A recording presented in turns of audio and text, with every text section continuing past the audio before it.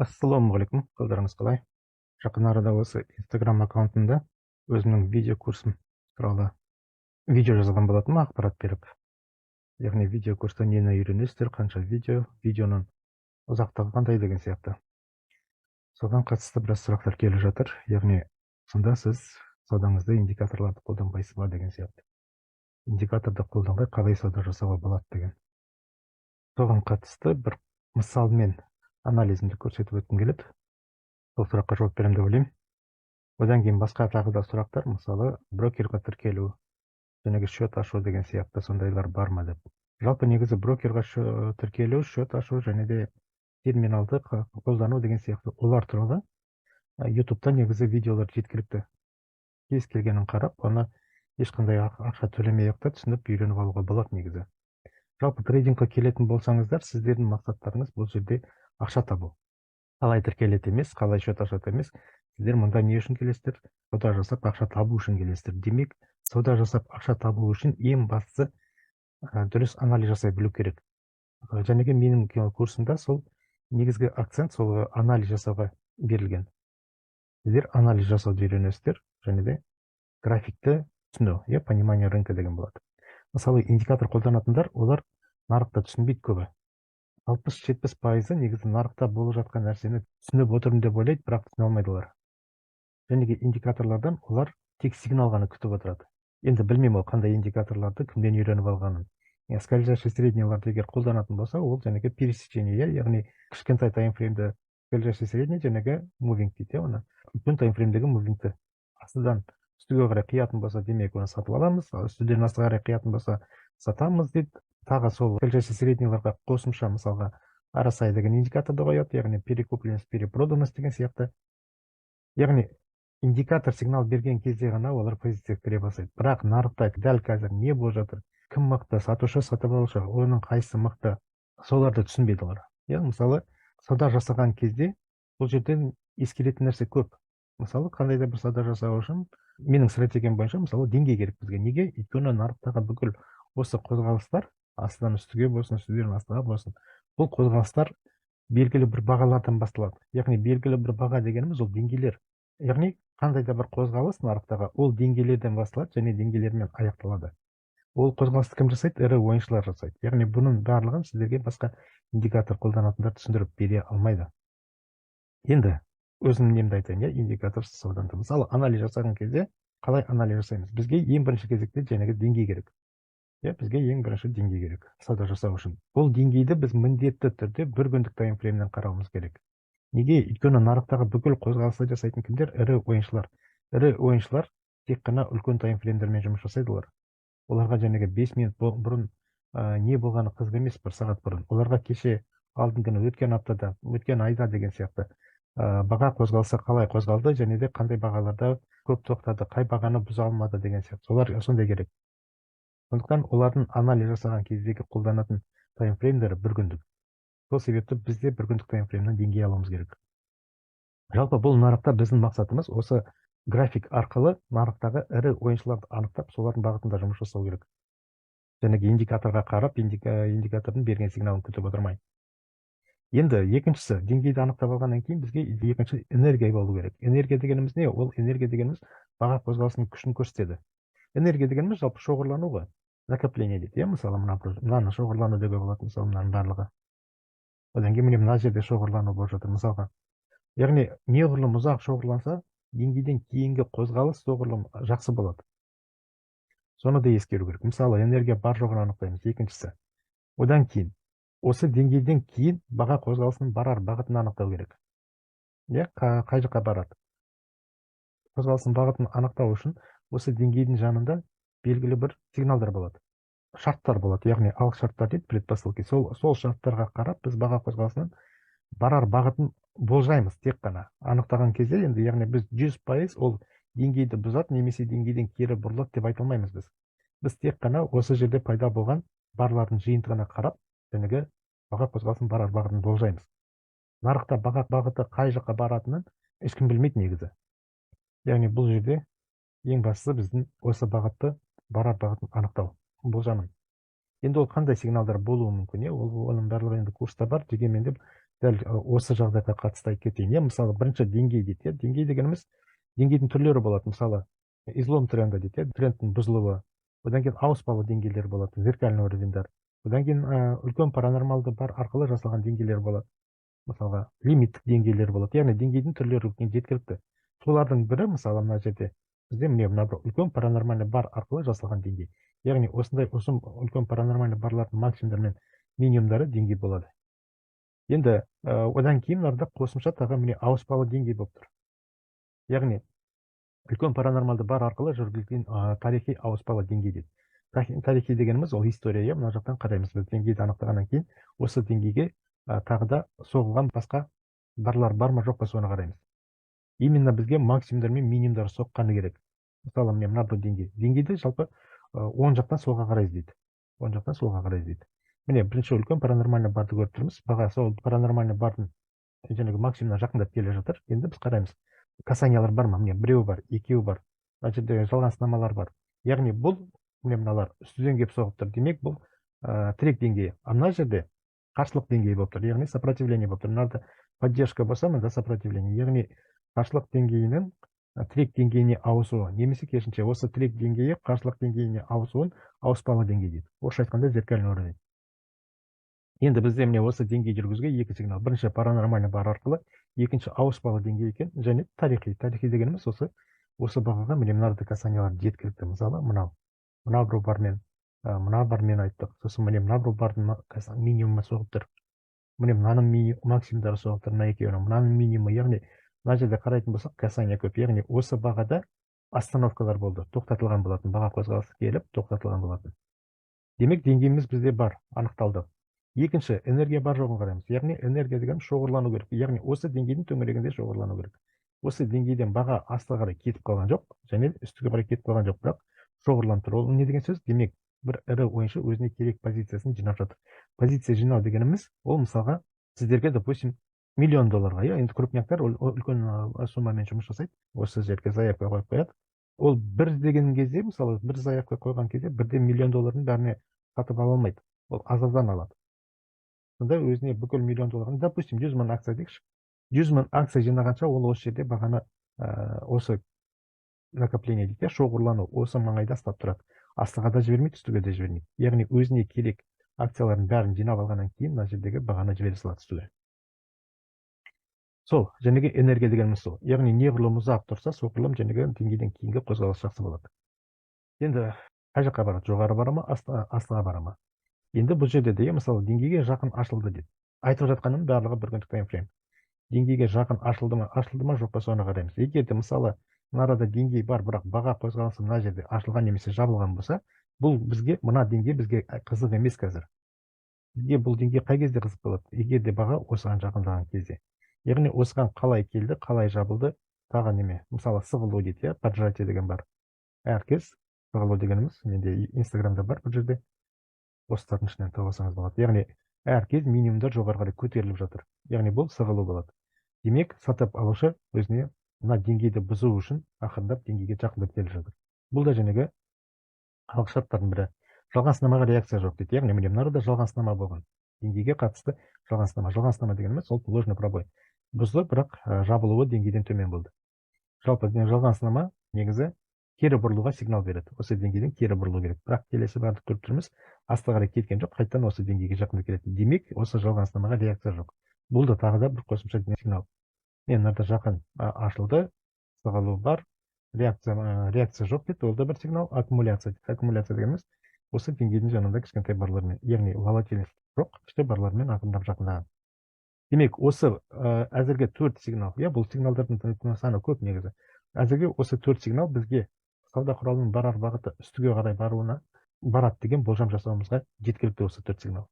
Ары қарай, енді біз осы жерден позиция кірген кезде точка входа болады, яғни мәмілеге кіру нүктесі. Бұл деңгейден болу керек. Енді деңгейден позицияға кірмес бұрын, сделка ашпас бұрын, біз міндетті түрде жүру қорын есептеп алуымыз керек. Қай жерге дейін барамыз? Қай жерге дейін барады? Келесі деңгейге дейінгі жүру қоры кемінде 2 атар болу керек. Ол жоқ дегенде 5-ке 1 табыс алуға мүмкіндік береді. Яғни атар деген ұғым бар. Атар дегеніміз ол мынау графикке қараймыз да, орташа бір барларды танықтаймыз. Мысалы, мынау болсын. Максимумнан минимумнан алып тастаймыз. Қанша пункт соны анықтап аламыз. Сонда демек бұл бізде бір күнде орташа орташа мөлшермен айтқанда осынша пункт жүреді деген сөз. Мысалы, допустим, 800 пункт болса, демек бір күнде бұл сауда құралы евро-канадец.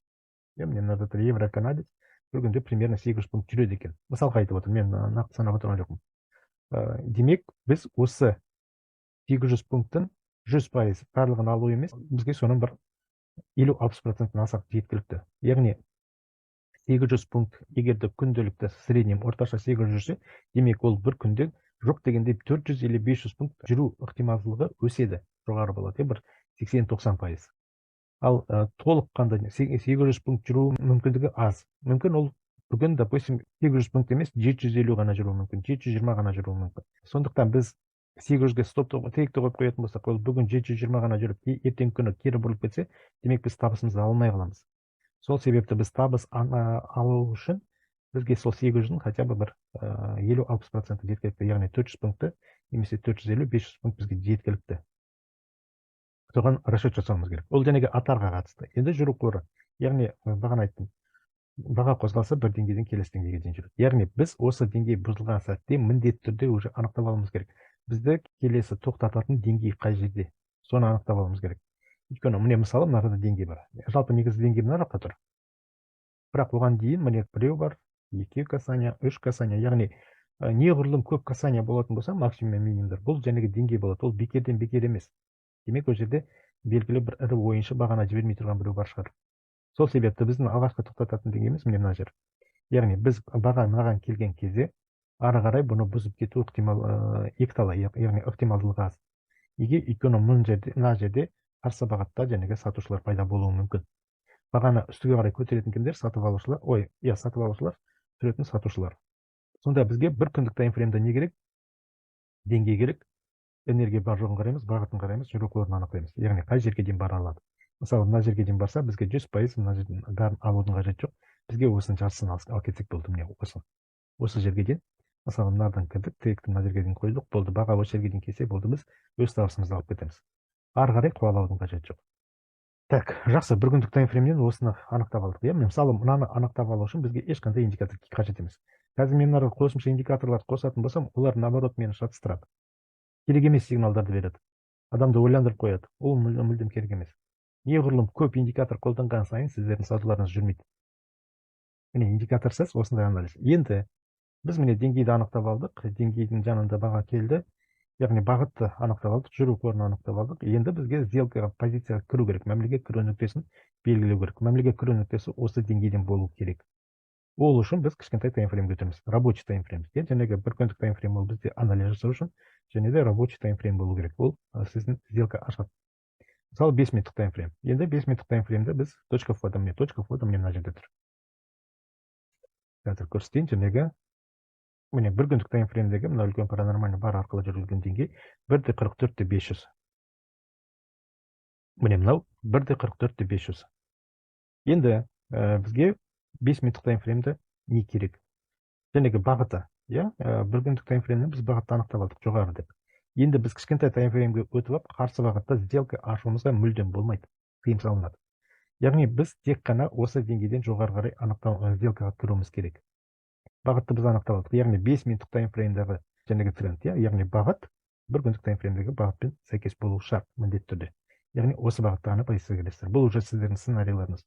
Бір күндіктен анықтап алдыңыздар, тек қана сізге барам деп сценарий құрдыңыздар, сол бағытта жұмыс жасау керек. Егер осы жерден кері бұрылып кетті ме, қарсы екінші жаққа қарай позиция ашудың қажеті жоқ. Неге? Өйткені сіздердің анализдеріңіз жоғары қарай. Сіздер асты қарай кетуді анализ жасаған жоқсыздар. Екі жақ анализ жасаудың қажеті жоқ. Так, жақсы, жәнегі айттық, бағыты бізде бір күндікпен сәйкес болу керек. Екіншісі, дәл осы деңгейдің жанында біз осы деңгейден ғана жұмыс жасаймыз, естеріңізде болсын. Егер де 5 минуттық таймфреймді ашқан кезде баға қозғалысы мына жерде жүрсе, бірақ деңгейіңіз мына жоқ болса, ол демек алыс. Ол үшін бірінші есептеп аламыз мынаның ара қашықтығы қанша. Егер де ол жәнегі біздің бір атарымыз, например, 800 пункт болса, мынада 400 пункт болса, онда бұл бізге қызық емес, керек емес бұл бізге. Бұл жерге біз позиция түмейміз. Бізге именно деңгейден жанында ашылу керек.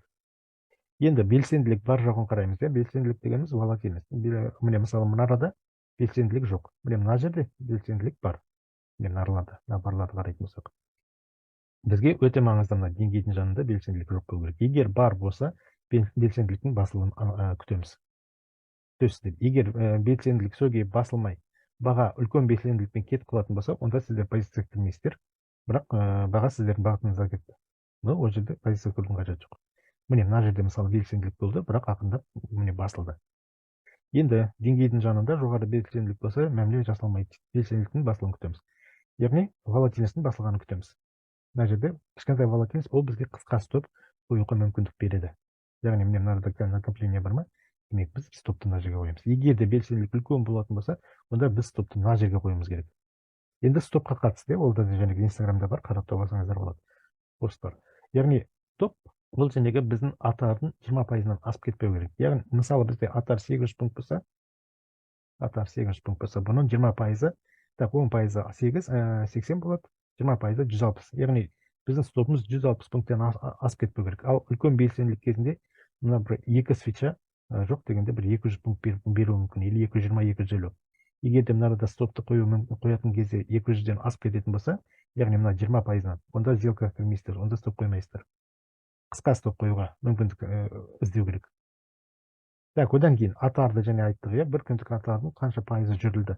Яғни бізде, например, бір күндік таймфрейм ашылуы мына жерде ашылды, осы деңгейге келді. Деңгейге дейінгі аралық, например, мына бір аттар дегеніміз 800 дедік. Осы 800-дің 20%-нан аз болса, 15-20%, мысалы, жәнегі 150-160 пункт болатын болса мына жерде, онда біз ары қарай кіруімізге болады. Яғни 800-ден 160 алсақ, жарайды 200 алсақ, 600 пункт. Бізде запаста 600 пункт бар. 600-дің бізге керегі 800-дің жартысы ғана, допустим, 400-450 пунктына керек. Яғни 600-дің бізге 400-450 жеткілікті, асап жеткілікті. Демек бізге кіруге болады. Запас бізде 600, бізге керегі 450. Онда позиция кіруге болады. Ал егер де мына жерге дейінгі аралық жәнегі 350-400 болса, ары қарай сізде 400 ғана пункт запас болса, и сізге керегі 400, онда кірудің қажеті жоқ. Неге? Өйткені ол бүгін 800 емес, 600 пункт қана жүріп, кері бұрылып кетуі мүмкін, 700 пункт қана жүріп, кері бұрылып кетуі мүмкін. Сол себепті жүру көрі жоқ болса, онда позиция кірмейміз. Міне мынадан жазылған бір күндік аттардың қанша пайызы жүрілді. Жартысынан көп жүрілген болса, мәміле жасалмайды. Егер аз болса, онда жасаймыз. Ары қарай баға деңгейден алыс кетіп қалса, жергілікті деңгей іздейміз. Бағытты өзгертпейміз, қанша аттар жүрілді ескереміз. Мысалы, таңертең ұйқыдан тұрдыңыздар, білмеймін, бір шаруаларыңызды бітіріп, одан кейін графикті ашқан кезде, мысалы сіздер мына бір күндік таймфреймдегі деңгейден баға уже кетіп қалған болса, мысалы мына жерге дейін кетіп қалды. Мына жерге дейін кетіп қалды делік. Яғни осы жерде кішігірім мынандай накопление пайда болатын болса, онда одан ары қарай тура осы бір күндік таймфреймдегі қандай бағыт дедік, сол бағытта позиция кірулеріңізге болады. Яғни бұл уже жергілікті деңгей болады. Яғни жергілікті деңгей дегеніміз кіші таймфреймдегі деңгейлер. Өзі мысалы 5 минуттық таймфреймде немесе 30 минуттық таймфреймде де өзінің деңгейлері пайда болып жатады. Солар жәнегі, мысалы мына бір деңгейлер, мына бір минимум. Бұл жәнегі бір күндік таймфреймде бұл минимум жоқ. Бұл жәнегі бір күндік бардың ішіндегі пайда болған деңгей.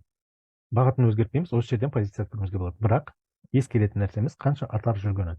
Яғни мынада ашылды, мына жерге дейін қанша пункт жүрілді, мысалы 200-250 пункт. Арықта запаста қанша бар сізде? 500-550 пункт бар. Сізге керегі 400-450. Демек әлі де кіруге болады. Ал егер де уже запас азайып қалса, онда кірмейміз. Сосын стопты барынша қысқа қоямыз. Болды. Міне осы менің системам. Бұйырса курсты алып жатсаңыздар, осыны үйренесіздер. Осындай анализді, осындай жағдайларды анықтауды. Демек, қорытындылайтын болсақ, бізге анализ жасау үшін не керек? Деңгей керек, міндетті түрде. Одан кейін деңгейден болатын жәнегі энергия бар жоғын қараймыз деңгейдің жанында. Одан кейін жәнегі бағытын анықтаймыз, барар бағытын анықтаймыз, аттарды анықтаймыз, жүру қорын анықтаймыз. Аттар мен жүру қоры бізге жәнегі тейк пен стоп лоссты қоюға мүмкіндік береді. Соны есептеу үшін керек болар бізге, міндетті түрде. Қанша жол жүрілді, соны міндетті түрде қараймыз, белсенділік бар жоғын қараймыз. Яғни осының барлығын анықтамай, сіздер қандай сделка жасасаңызда табыс алмайсыздар. Ала алмауларыңыз мүмкін. Яғни вероятность ондай азайып қалады ол жерде.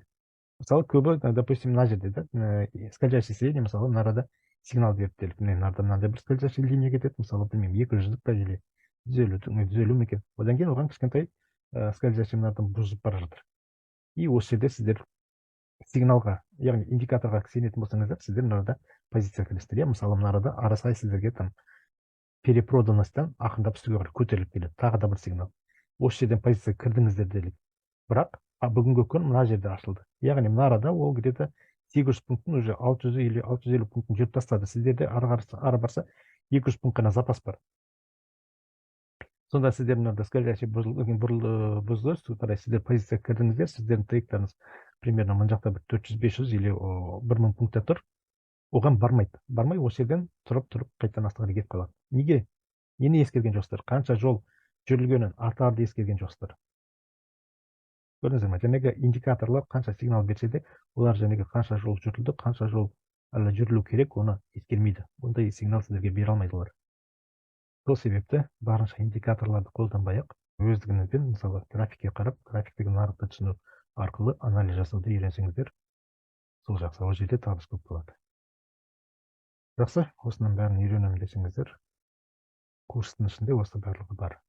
Жәнегі брокерға қалай тіркеледі, терминалды қалай қолданады, ондай жоқ. Оларды кейінірек, көптің сұрауы бойынша жәнегі қосымша видеолар жазып, оларды сол видео курстың ішіне қосып қойдым. Жалпы менен болсын, басқа біреуден курс алатын болсаңыздар, сіздерге ең бірінші керегі анализ жасауды үйрену. Брокерға қалай тіркеледі, счетты қалай ашады, жәнегі терминалды қалай қолданады емес. Ондай ақпарат керек болса, пожалуйста, ютубта қаттап тұрулар. Оныншы сол жақтан қарап алыңыздар. Жақсы, айтайын дегенім осы. Назарларыңызға рахмет.